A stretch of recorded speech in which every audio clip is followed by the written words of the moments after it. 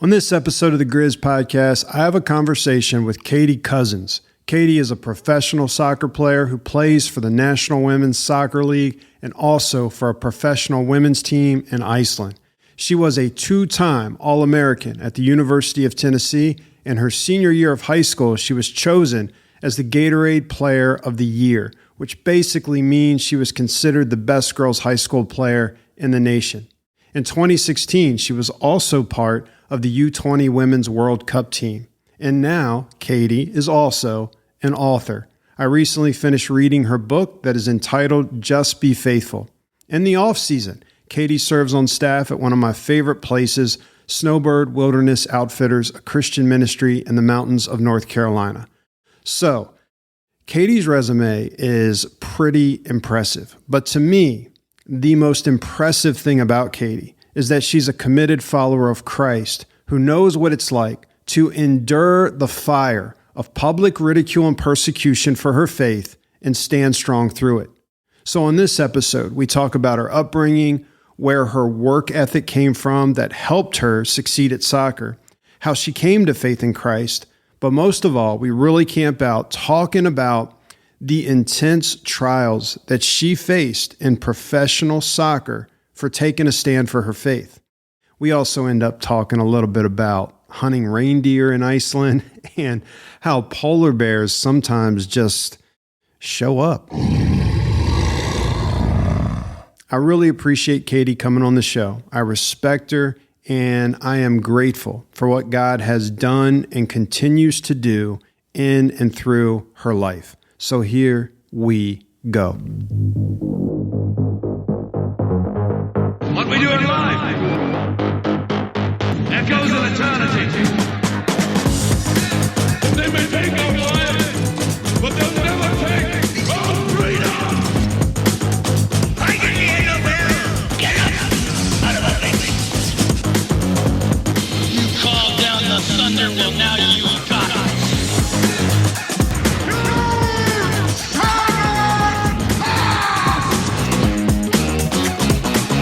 Oh yeah, y'all know what time it is. You're listening to the Grizz Podcast. It's gonna be raw, it's gonna be real, and it's gonna be relevant. We're here to guide, encourage, and equip you to live the manly life that God is calling you to live. It's time for you to step up and man up. Now here's our host, Jason George.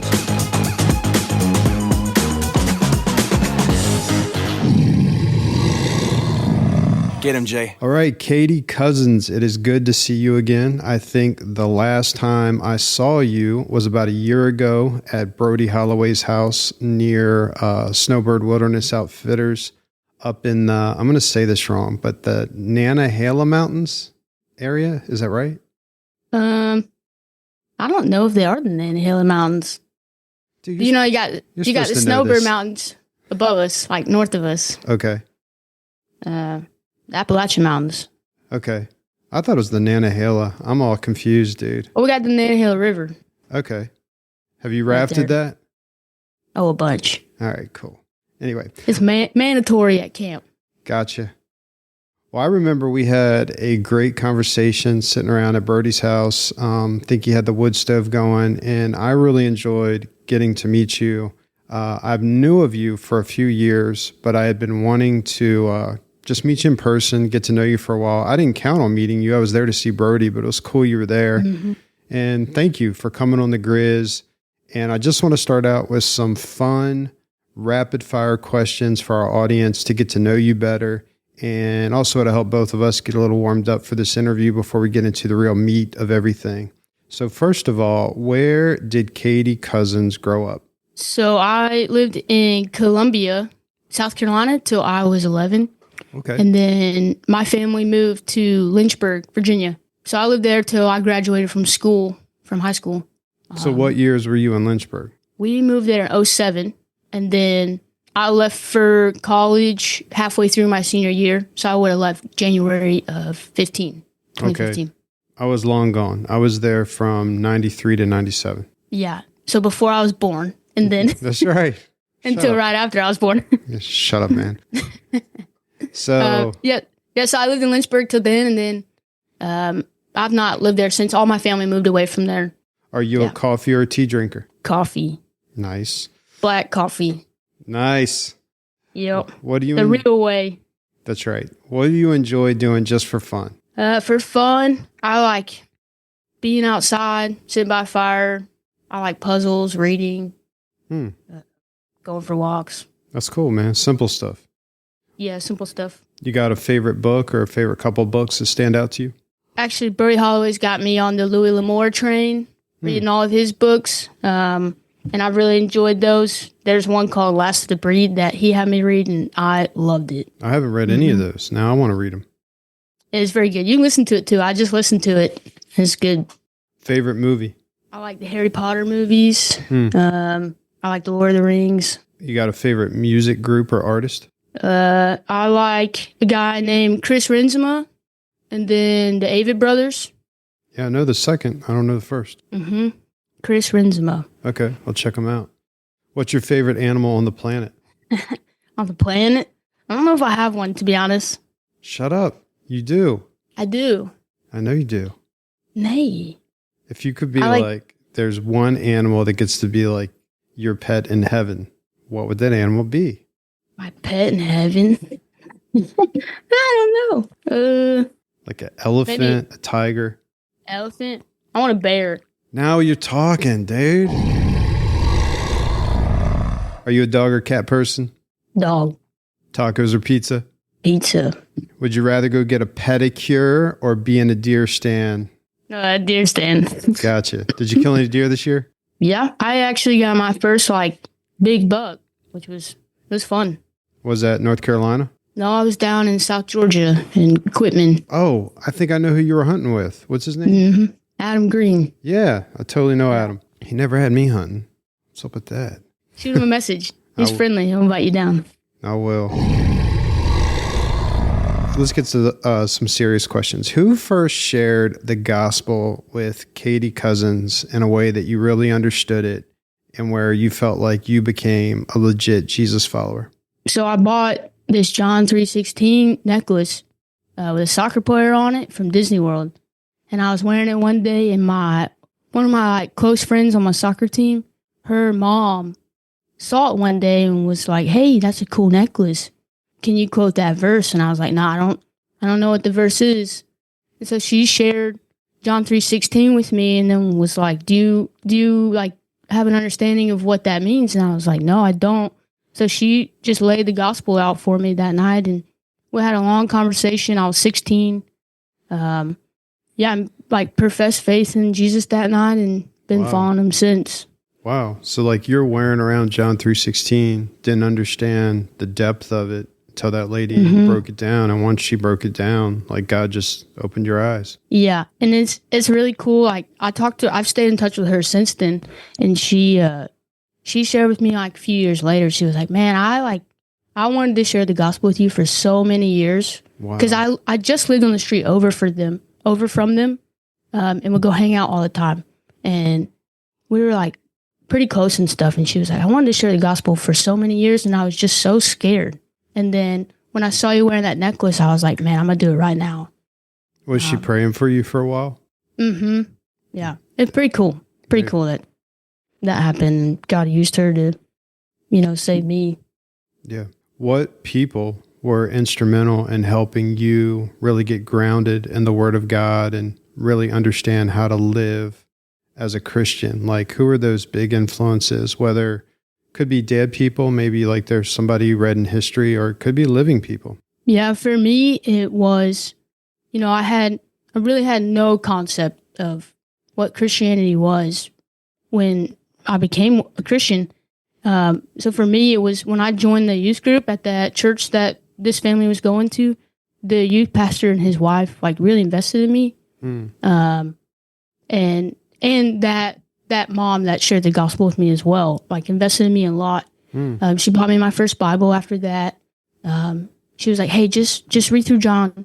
And when you got questions, you text, call, whatever, just ask anything you want." And I think from that, and then the youth group I was in, solid youth pastor, really just I just wanted to know everything.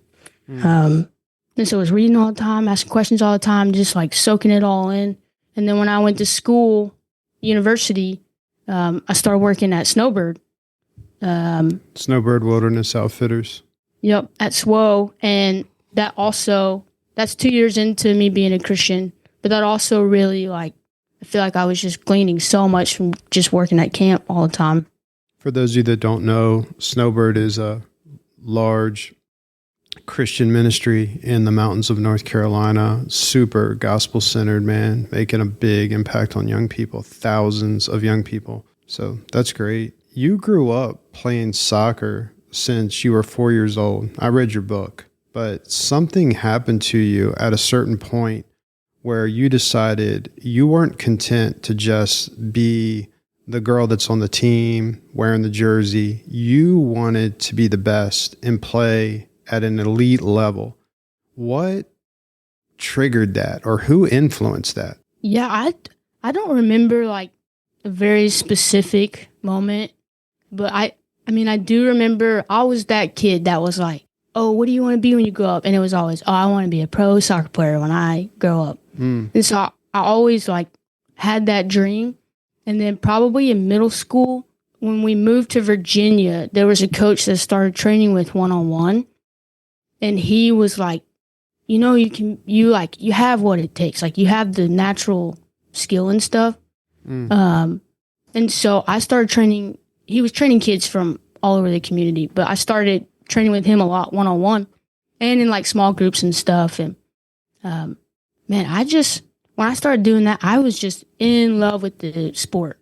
And honestly, for so long, it was I just loved playing. And my parents instilled hard work ethic in me.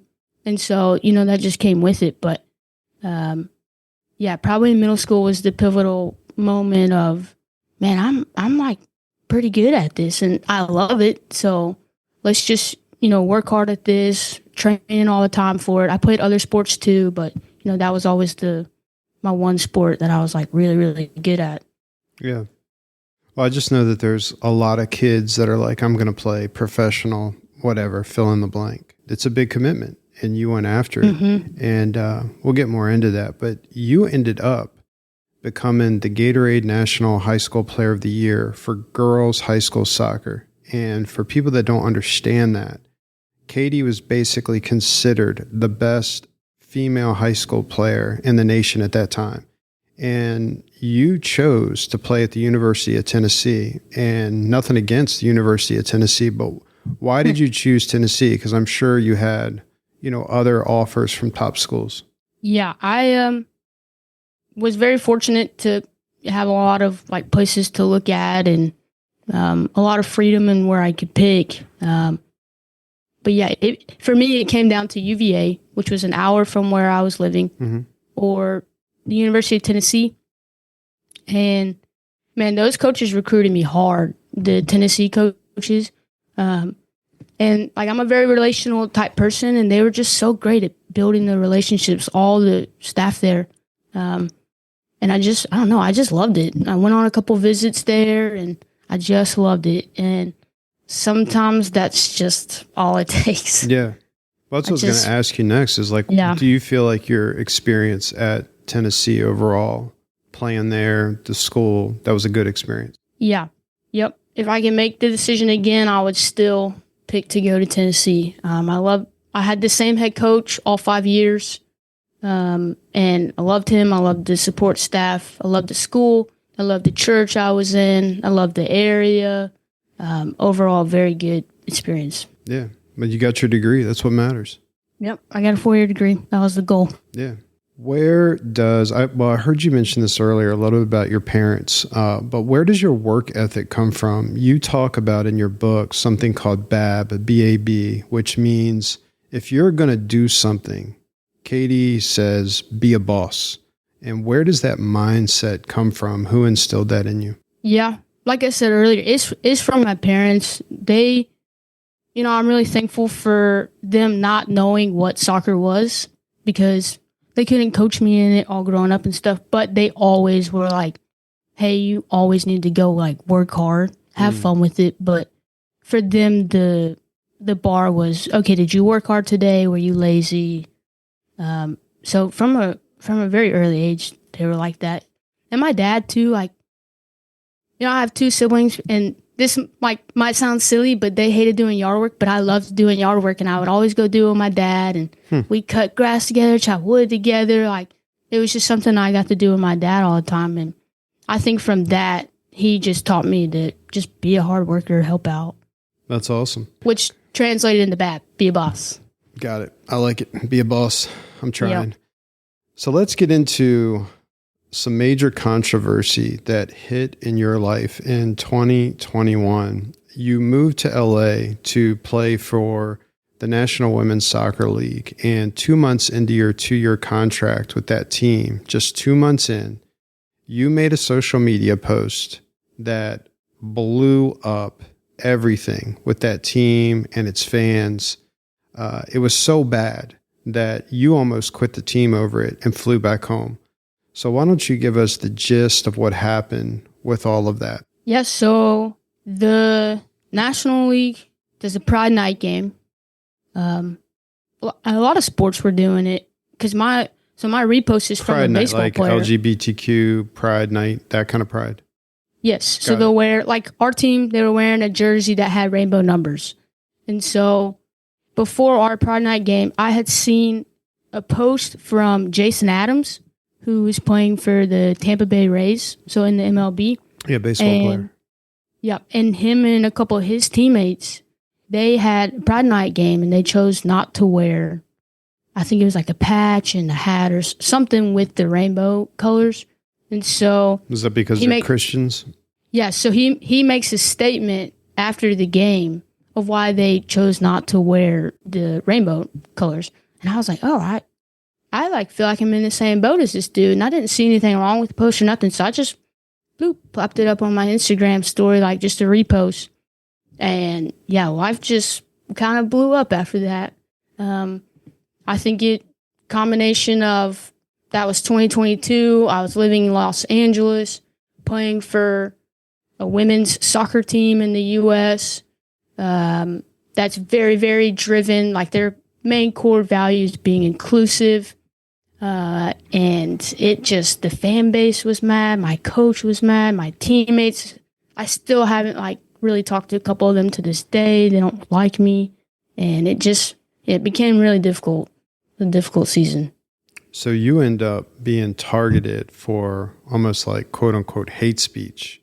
But you didn't hate on anybody. You didn't do any hate speech. You were just simply saying like, I shouldn't have to wear that if I don't want to wear that. And why was your stand on this issue so important to you? Why not just let it go, be like everyone else, shut your mouth? I can remember having a conversation with two of my teammates, like really early on in the season, who we had a little Bible study going on. And I was like, look, guys, I think there's going to be like later in the season times where we're going to have to make a decision if we're going to want to participate in something and not participate in it.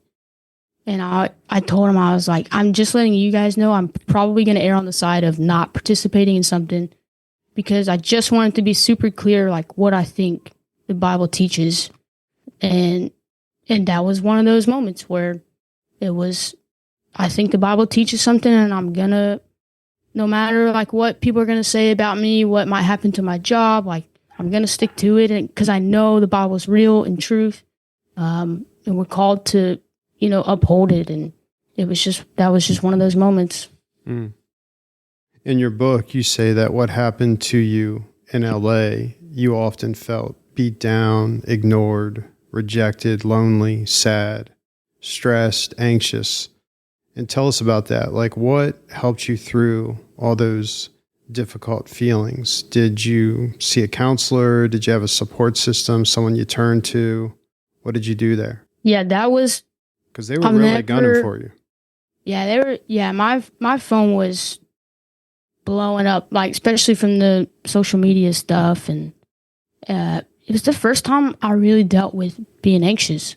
I remember the first day I went to work after it happened. I sat in the car for like 15 minutes, sick to my stomach. I was like, I cannot go in there right now. These people hate me, and I don't know what they're gonna say, what they're gonna do, and just.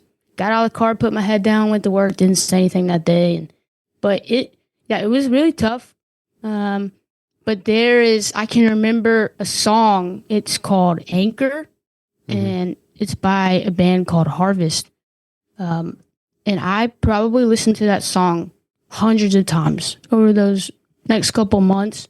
And it's just like, the Lord is the anchor of our souls. He's not going to let us go. Like, he's never going to leave. And that, like, listening to those words, knowing that it's truth from scripture, just was so reassuring to me. Like, okay, this really, if I'm being honest, sucks right now. But, like, I know God is with me. I know he's going to give me the strength to go to work today, be a kind person, be a loving person, even if I'm not getting it in return. You won't let go, won't let go, won't let go,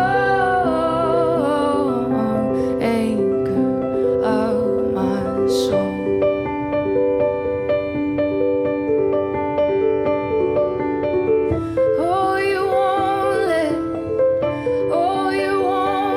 And just like the title of my book, like, just be faithful. Like, can I just keep pursuing him every day? I'm having, I had a great church in LA that was very supportive of me, that I would hang out with a lot. I had people back home on the phone with me every day being like, hey, how's it going? How's it going? Like, keep plugging along, like, just keep being faithful. And the community aspect of it was very important as well. You were able to get connected with Grace Community Church out in LA? Yep. That's awesome. Yeah. So at one point, you get called into a 2-day workshop with the team that was supposed to address how the team would respond to all things LGBTQ. But it ended up being completely targeted at you and your social media posts. And then they also brought up the fact that you work at a Christian camp in the off season. So instead of like, hey, we're going to address this for the whole team, it's about the LGBTQ thing. It's just about really Katie. Tell us about that, because that's crazy. The lady called me maybe like 2 weeks before, and they had always had it on the books to have this workshop, this inclusion workshop.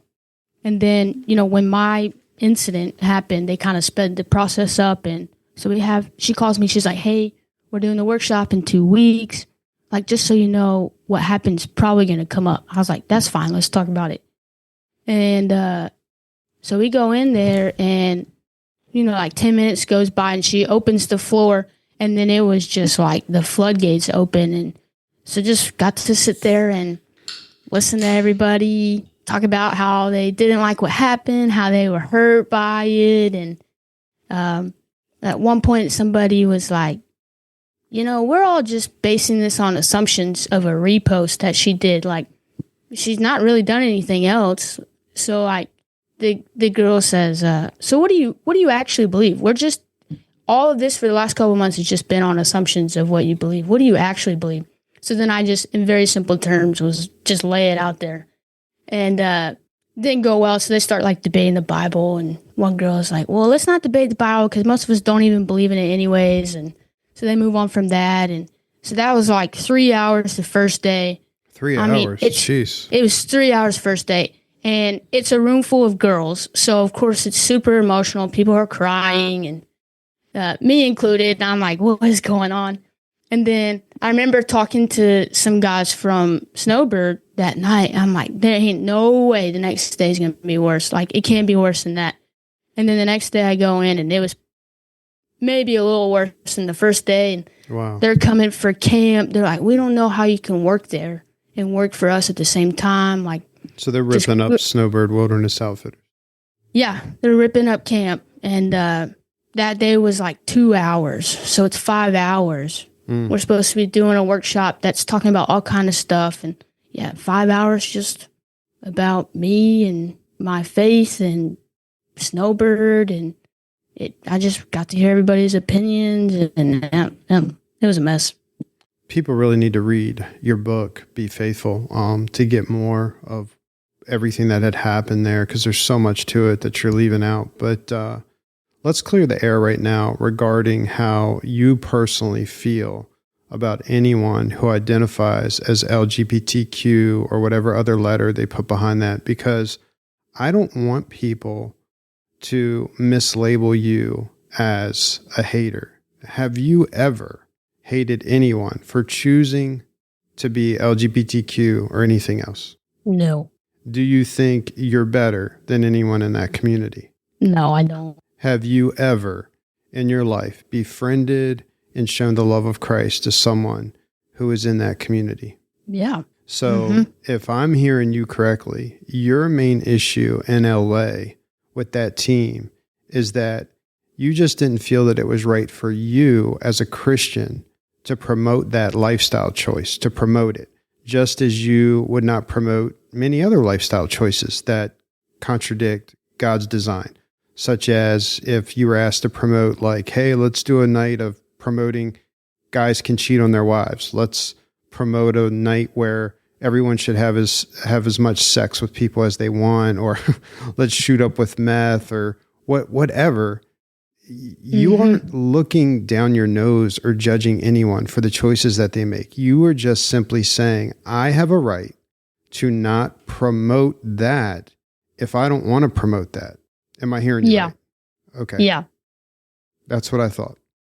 I just want to make sure so people know, because too many times I feel like when a Christian takes a stand, it's immediately they're like, you're a hater, you're anti, you just want to bash us, and now we're fearful of you. And it's like, it's not like that at all. For most of us, I'm sure there's some weirdos out there, but I always took the view of like, we should accept people for who they are, but that doesn't mean I have to approve of everything. And I was also thinking about like you as a Christ follower, like you wouldn't ask all of them, because this is not a Christian team, but to say, hey, it's, I don't know, Easter time. I want everybody to put a cross on their jersey, wear a cross patch or something like that. You're like, no, if you choose to do that because that represents you, then cool, that's Katie. But to enforce that upon everyone else, like, it crosses a line. Yeah. Yeah. I think that was one of the things with coming back to my Icelandic team. So my first year pro was in Iceland, then went to LA. And then my third year, I went back to the same team in Iceland. And one of the cool things about it was they knew everything that happened.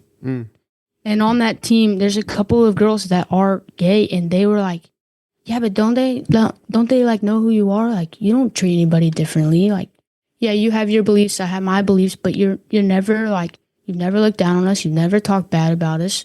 Like, we know that you love us and treat us well. And so that was really cool to go back to that with, you know, some girls were like, no, we got your back. You're good. You can come back and play with us. That's awesome.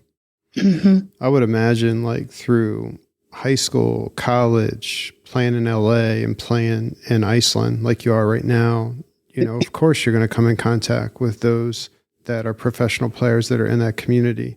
And dude, like you've got to be able to love them, be friendly like you would anyone else. Like, and I know that about you, but I want people to hear it on the podcast, like, cause you took a lot of heat for that. And I think that you really got painted with the wrong colors, man. Yep. It's all right. Yeah. Well, you're tough, Katie. It had to be extremely hard. And I like it that you were leaning on people. You were leaning on the local church that was there. You were calling people back home all the time. And even for you to just be honest and like, you know, anxiety is not something you really dealt with. But in that moment, you were just like overwhelmed with it at times. Like, what am I going into? What is happening? And I think a lot of people need to hear that. Mostly guys listen to this podcast, but some females, that Christians are going to deal with this. I remember even at the end of the book of Ephesians, after Paul goes through the whole armor of God section, which is this whole, you know, be a warrior, put this armor on, take a stand. He closes out and he's like, pray for me to have the boldness that I need to have to open my mouth and share the gospel like I need to. Like, wait a sec, weren't you just talking about being a warrior and all this? And you're got to ask people to pray for you to have boldness. yes, because there's even other passages in Corinthians where he says, man, when I came to you, I came with fear and trembling. Like there was anxiety that he was dealing with. And why wouldn't he? Like he suffered major persecution. So he doesn't know what's coming next. But we all deal with anxiety and fear, especially as we take a stand for our faith. I have felt it. I've had people, when I've been places speaking, get up and refute me. I've had them walk out. I've had some bizarre paranormal type stuff happen, like crazy things that I say that because it rattles you. It totally rattles you. And you have to just be like, God, I need you right now, and have others praying for you like you did. Yep. That's good. In your book, you talk about a time to be silent. Like in that workshop that was targeted at you, you said there were times where you just didn't say too much. What did you mean by that? Just a time to be silent, and why? Yeah, when I knew that the topic was going to come up, I don't remember who I was talking to, but I was like, all right, I'm just going to go in and I'm just going to be quiet for as long as I can. Just listen to people. And that's what I did. I listened to a lot of what people had to say. I only talked if I was asked a question or something like I needed to speak up. But for the most part, I just tried to keep it quiet, because I just knew in that workshop, if I started speaking a lot and like really, really trying to like fight back, it was just going to turn into a full on just argument, I think. And it just wouldn't have helped. It just wouldn't have helped the team. It wouldn't have helped some of the relationships that were maybe starting to like mend a little bit. And it really was just a time to speak when needed and be silent for the rest of it. I heard someone a long time ago say, you're not going to argue anyone into the kingdom of God. And I kind of agree with that. But do I think that we should have some sound arguments? Yeah, but don't argue. Like once it starts getting heated, like no one has ears to hear at that point. And I've made that mistake throughout my life, even with friends and family. But there's got to be this like mutual respect. Like, do we want to understand each other? If that's what we're here for, is to understand each other and to find some common ground, to talk about like what you perceive as truth, what I'm perceiving as truth, and just figure this thing out, then let's do this. But a lot of people, they're not. It's like, I've got to prove that I'm right and you're wrong. And right there, I'm like, this is pointless. So I get why you're like, what am I going to say? Yeah, because I knew too, like, especially the second day, I was like, the foundations of our arguments are just, they're not the same. And I'm like, you guys are not, you're not going to start believing what I believe right now. I'm not going to start believing what you're believing right now. Like, so just why argue about it right now? Like, where are we going to go from here if we do that? Whatever happened, did you finish that season out?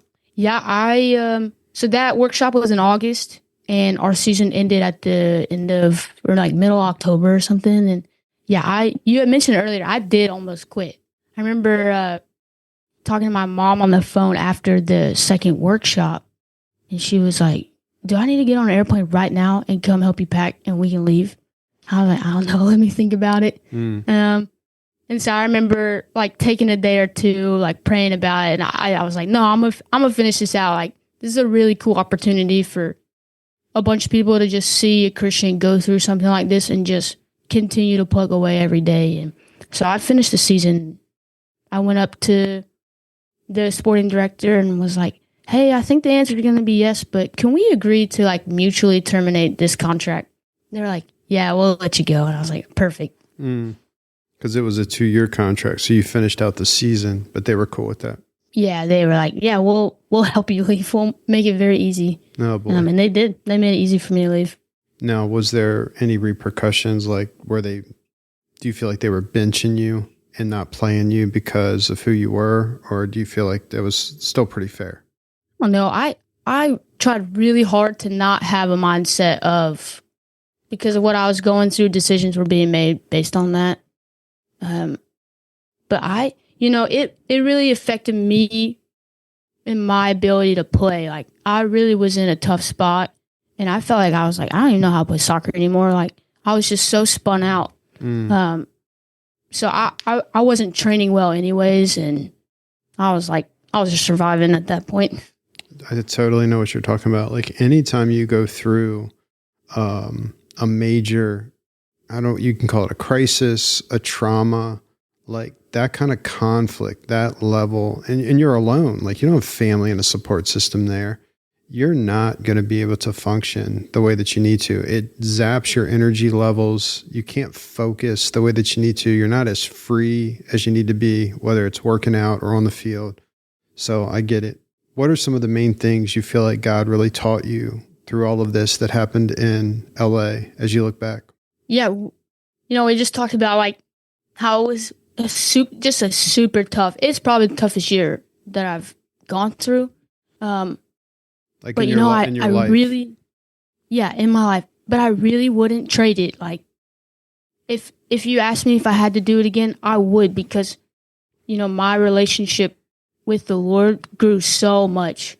And I feel like you see that a lot where, God draws you to Him when you're going through like a really, really tough low and stuff. And that was what the case was for me. I think in my book, I know in my book, I wrote like a reflection thing in the back, and it was just really cool to think about the year. I wrote it like a year after I was in LA, because I really wanted time like separate from the event and stuff. And was that the thing that's like a poem almost?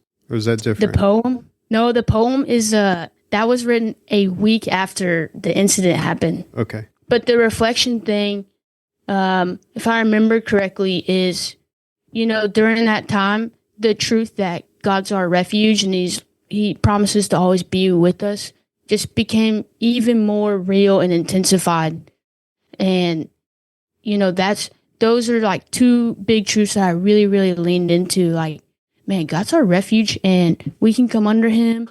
And there's a verse, it's in Psalm 63, and it's like, I'm clinging on, but God's right hand is what's like holding us up. And that verse has been in my head since, that was 3 years ago.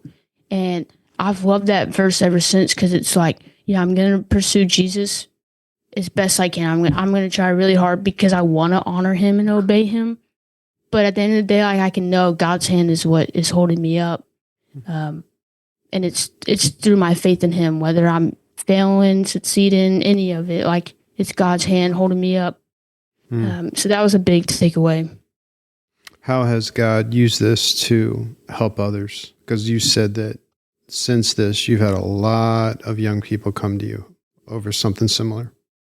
Yeah, so it was, Snowbird, they talked about it a lot that summer at summer camp, because it was happening all through the summer, and, they were praying for me back in North Carolina. So a lot of students were hearing about this. And then I did a podcast episode with Brody on his No Sanity Required one. Yeah, I listened to that one. It was good. Yeah, so it talked about the whole situation. And since then, it's been really cool. I've had like a lot of mainly female student athletes reaching out to me and like writing letters and stuff. And it's been really cool to talk with these girls about, they're nervous they're like, I'm nervous. This might happen to me. This might happen to me. I'm like, if I'm being honest, it might. I said, but like, you have plenty of examples of people in the Bible that are going through really, really tough persecution, but you can see and read about how God's bringing them through it and has a plan through it all. And now you have someone like me that you have like a real life example too. Like, it wasn't me. It was, God brought me through it. And so it might happen to you, but you can know, like, it might be tough, but God's going to bring you through it.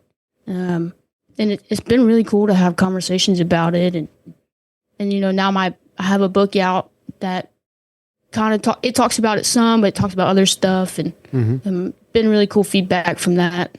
It's a good book. It's like a devotional book, but so much more, because you share a lot of your story in there. Pretty easy to read, I think. Yeah, it is. I like it. I feel like I could give it to a 50-year-old, but I could also give it to an 8th grader, and he'd be like, man, this is good. So. Yeah, that was the goal. So you're still playing professional soccer, and right now you're coming at me on this Zoom conversation out of the country. Tell us about that, where you're at, what's going on there. And if somebody's like, I want to tune in, watch, or whatever, or follow you, how would they do that? Yeah, that's a good question. Unfortunately, Well, tell them all where of you're my at games. first. Where you at? Okay. So, like I said earlier, I spent my first year in Iceland, went to LA, came back to Iceland for my third year in pro, and then I switched teams to a different team in Iceland last year. And then I have now switched back to my old team.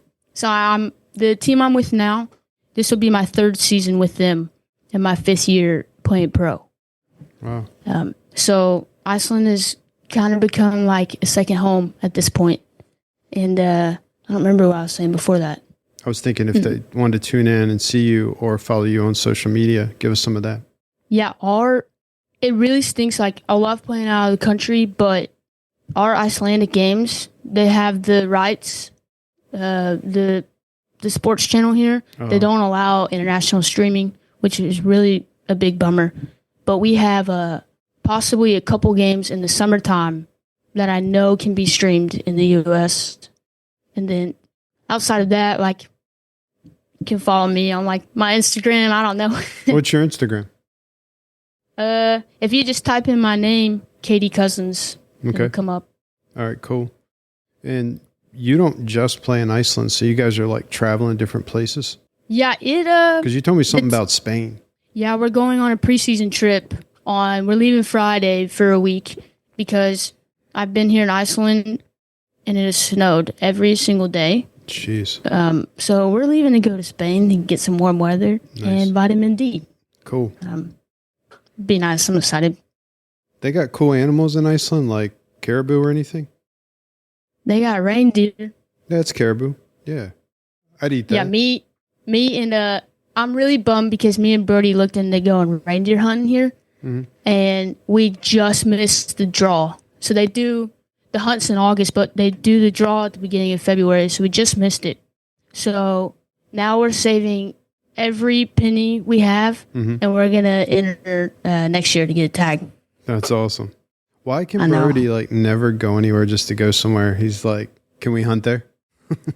Oh, I know. I'm the same way. I was like, there's got to be something. Like, I already got some fishing trips planned for the summer that I have connections to here. Okay. And I was like, I really want to go reindeer hunting here. Like, who can say they've been reindeer hunting in Iceland? Now, do you go like fish out in the sea, or are you talking like trout? Salmon fishing in the river. Oh, nice. Yeah. I got a teammate. Her husband's family owns a lodge and stuff on the river, and they can, once the river opens in April, we're going to go out. There's no bears there, right?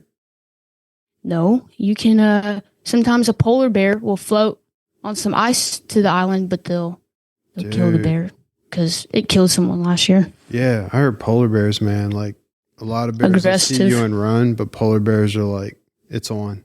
Yeah, so they show up every once in a while. But other than that, there's not. You got birds here. Yeah. My brother hunted polar bear. It was no joke, dude. He said that the tracks in the snow were like the size of trash can lids. And oh my gosh. He was hunting with a bow and was in the Arctic. And when they finally spotted one, I mean, it's just this brutal, freezing conditions. He said that the guy was like, okay, you're going to have to hit it on a charge, but I'm going to back you up with the gun. And my brother's like, wait, this polar bear's going to be charging me and I've got to shoot it with the bow. And he goes, yeah, but don't worry, I got the gun. My brother was like, dude, I'm not comfortable with that. What else can we hunt? And I think he got a Arctic wolf, Arctic fox. He may have shot a muskox or something, but he's just like, yeah, I don't think I'm doing the charging polar bear. I didn't know you could do it like that. I want to look up a video of someone doing that. Yes. That would be intense. He said it was so cold. Even when he had to go pee, before his pee hit the ground, it was frozen. Gosh. I'm like, nah, that ain't happening for me, man. Yep. It's not that cold here. It's good. Even though it's called Iceland. Because isn't like Greenland colder than Iceland? Yeah, people live there, but it stays snowy and icy over there. Where we'll get a summertime I say that, but our warmest day would be like 65. 65 and sunny. But So which is- Greenland stays pretty snowy. Yeah. Wow. Okay. Yeah. Well, anything else you want to share before you wrap up? I think I'm good. Dude. All right. You did great, Katie. Thank you so much for taking time to meet with me. Let the Grizz tribe hear your story. You are, I think, the second female I've had on the Grizz podcast. Hope to have some more. So this is cool. Yeah, that would be cool. Yeah. I'll let you know when we get it all together, edited, and get it out there so you can share it with your peoples.